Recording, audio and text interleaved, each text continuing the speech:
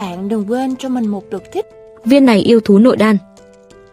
Tại sao lại có Tử Viêm cung khí tức? Ngươi dĩ nhiên biết Tử Viêm cung. Nếu biết bí mật của ta, mọi người đều phải chết. Tử Viêm dư nghiệt ở đâu? Nói. Đừng hòng. Mắt thấy không cách nào chạy trốn. Ông già thực sự đã chọn cách tự nổ tung mình. Bởi vậy vừa đến Phương Vũ lần thứ 2 mất đi tin tức Tử Viêm cung. Chuyện này nhanh chóng truyền đến tai cung chủ Tử Yến. Nhưng họ không biết người này chính là Phương Vũ của 2000 năm trước, để tiếp tục che giấu thông tin giáo phái. Vì vậy anh em nhà họ Dương được phái đi xử lý Phương Vũ. Phương Vũ bước ra khỏi nhà đấu giá ở phía bên kia. Anh đang cùng Cơ Đường hai nhà gia chủ đi ở lối đi bộ. Tại thời điểm này, một chiếc xe tải đang lao tới rất nhanh. Phương Vũ bị hất văng xa vài chục mét khi cố gắng cứu Cơ Như Tuyết, ngất đi ngay lập tức. Sau đó hàng chục người đàn ông mặc đồ đen bước xuống xe cản Cơ Đường hai nhà người. Cầm đầu chính là Dương gia đại thiếu Dương Húc. Thấy thế một bên hộ vệ bắn súng về Dương Húc, nhưng tu vi của Dương Húc đã đạt tới trình độ cao thủ rồi. Với một cái vẫy tay, anh ta đã loại bỏ hai người. Sau đó nhặt khẩu súng trên mặt đất, chuẩn bị nhân cơ hội này để thoát khỏi gia đình Cơ và Đường. Nhưng vào lúc này, Phương Vũ đứng dậy thần kỳ. Dương Húc không thể tin nhìn Phương Vũ đứng lên. Chính anh là người đã tức giận đến mức muốn giết tôi và bịt miệng tôi phải không? Cứ bóp chết nó đi. Phương Vũ không thể đem xe kéo lại, làm sao làm được?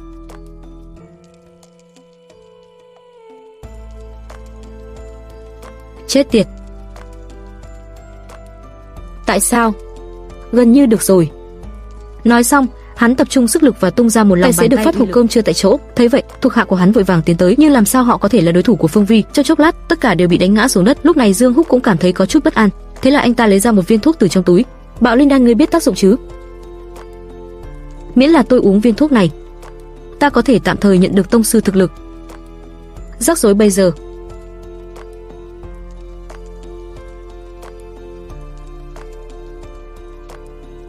Đỉnh phong tông sư, lần này phiền toái.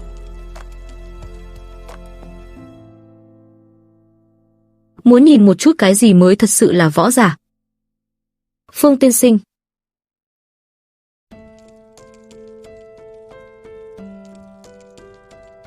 Tôi đã nói ở thế giới này, tôi là người duy nhất có thể đánh giá người khác như những người bình thường.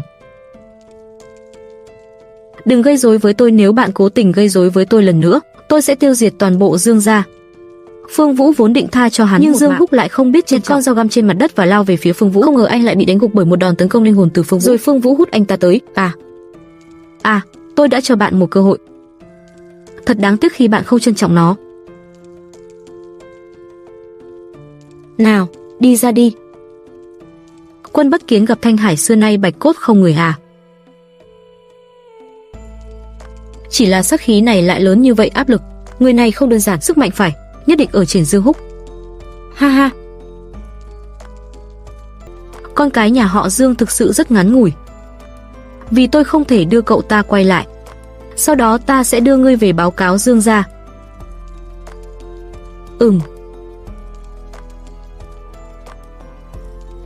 Ngươi lại có thực cổ. Ngươi khiến ta kinh ngạc. Ngươi vẫn còn biết thực cổ. Cho dù bạn có kiến thức, đã quá muộn rồi.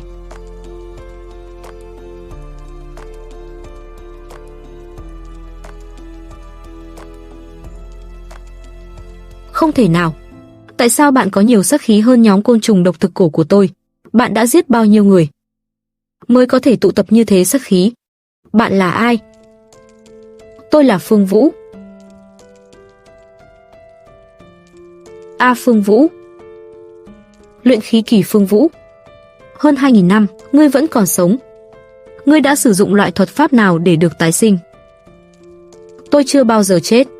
Còn việc tái sinh thì, không, tôi phải thông báo cho sư huynh. Phương Vũ còn sống. Không.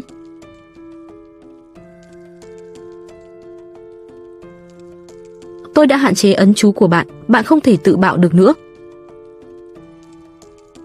Tử Viêm cung dư nghiệt ở đâu? Tôi không có biết. Chỉ có sư huynh mới có thể liên lạc với họ. Thế thì bạn chẳng có ích gì, tôi muốn lấy linh hồn của bạn. Đặt ở khu hồn trận pháp, đốt cháy mãi mãi, không siêu sinh. Túi đựng đồ.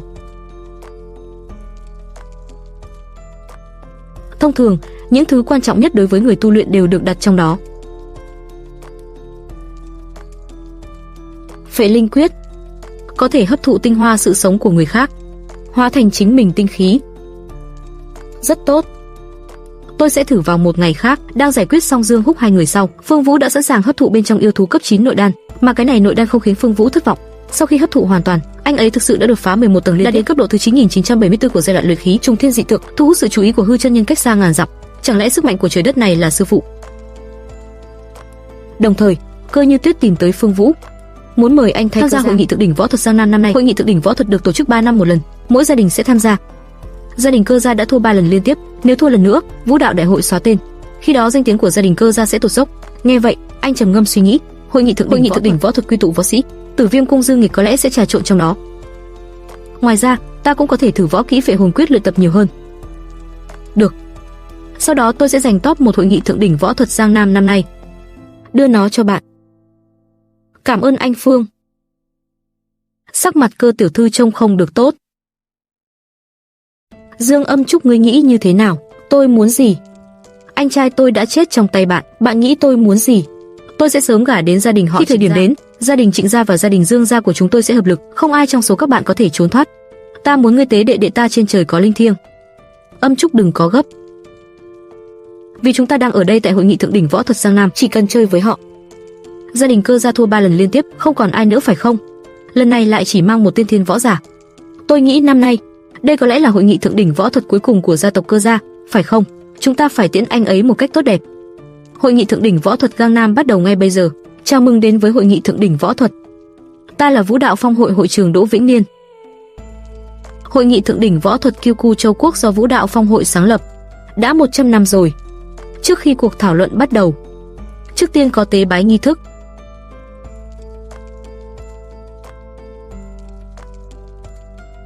Bức chân dung thể hiện sư phụ của Hoài Hư. Thầy Hoài Hư tự mình nói, anh ấy đã có thể đạt được những gì ngày hôm nay cùng ân sư công đức chỉ điểm. Bây giờ vị cao nhân này là Cửu Châu hết thảy vũ giả tổ sư gia. Tôi luôn tò mò, ông ấy là một vị cao nhân như thế nào. Chỉ có như vậy, Hoài Hư sư phụ mới có thể sùng bái hắn. Cậu bé Hoài Hư đó vẽ chân dung tôi còn quá trẻ. Thờ cúng sư tổ. Mọi người nhất bái, nhị bái, tái bái. Sau buổi lễ, được rồi, hội nghị thượng đỉnh võ thuật Giang Nam bắt đầu ngay bây giờ. Gia đình quý tộc nào đứng đầu?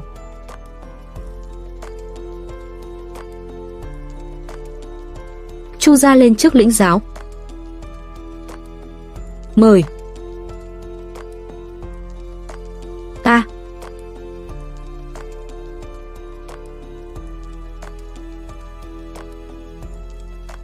Rất nhiều gia đình võ thuật, tất cả họ đều bị đánh bại trong một hiệp đấu. Xem ra Trịnh Tu thần công lực quả nhiên khủng bố. Dường như ngày nay toàn bộ thế giới võ thuật Giang Nam, còn ai nữa sẽ bị nhà họ dẫm đạp. Tôi sẽ thử. Bạn thật sự dám lên. Tôi đã thấy nhiều người cố gắng, tôi chưa bao giờ thấy ai như bạn cầu xin cái chết ở nơi công cộng. Tiểu tử một hồi không cẩn thận đem ngươi đánh chết. Đừng trách tôi quá khắt khe. Thực sự của anh không đủ với tôi. Tôi không muốn để mọi người cảm thấy ta Trịnh Mỗ người lấy lớn ép nhỏ. Như vậy đi, ta cho ngươi một quyền.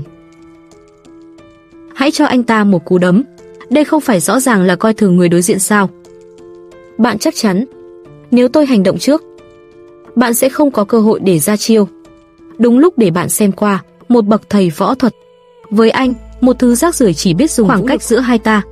Được rồi, để tôi xem cơ thể bạn cứng đến mức nào. Đến.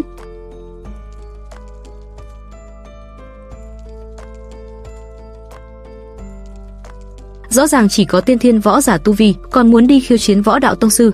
Cú đấm này, liên Trịnh Tu thần chân khí tầng ngoài đều không phá được. Tôi có nói là anh ấy không thể làm được không?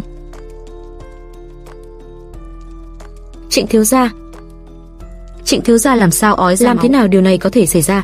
Việc hạ gục anh ta chỉ bằng một cú đấm có phải là quá đáng không? Cẩu rác rưởi.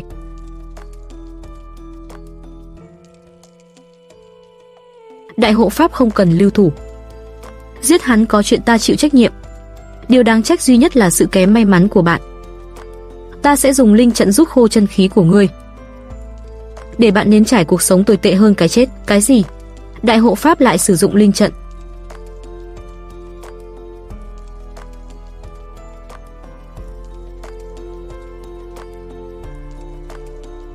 Trận pháp này có chút ý nghĩa. Nó không chỉ có thể bẫy ý thức của mọi người, nó cũng có thể hấp thụ năng lượng của người khác. Có vẻ như ta cần phải dành chút thời gian để ra ngoài.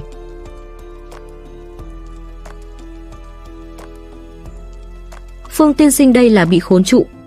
Áp linh trận chính là cổ võ trong môn phái Quỷ Vương Tông truyền xuống bí pháp, có thể nhốt lại vũ giả ngũ giác, lấy ra trên người chân khí.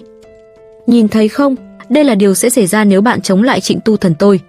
Ta chắc ra nguyện đem Giang Nam 2/10 điền sản giao cho Trịnh gia. Từ nay trở đi tôi sẽ kính trọng Trịnh gia. Nhà họ Ngô sẵn sàng giao 30% lợi nhuận hàng năm cho nhà Trịnh gia. Chúng ta lấy Trịnh thiếu gia làm đầu. Các gia đình quý tộc khác đã lên tiếng. Cơ Như Tuyết, cô nói thế nào? Điều này xảy ra vì tôi. Ta phải cứu anh Phương. Trịnh Tú Thần, chỉ cần anh bằng lòng để anh Phương đi, tôi sẵn sàng chấp nhận mọi thứ. Vậy thì chúng ta phải nhìn vào sự chân thành của Cơ tiểu thư. Chỉ cần anh bằng lòng để anh Phương đi, tôi sẵn sàng trao đổi 80% tài sản của gia đình Cơ gia. Không đủ.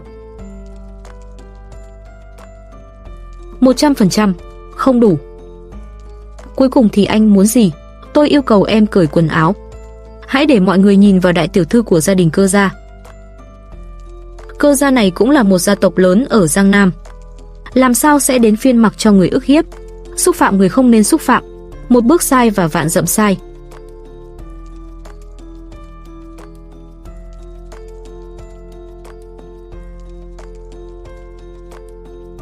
Không nghĩ tới Cơ Như Tuyết cũng có hôm nay. Làm thế nào Sở gia có thể có chỗ đại tiểu thư nhà họ Sở chỉ có chút thành ý này. Tiếp tục cởi quần áo.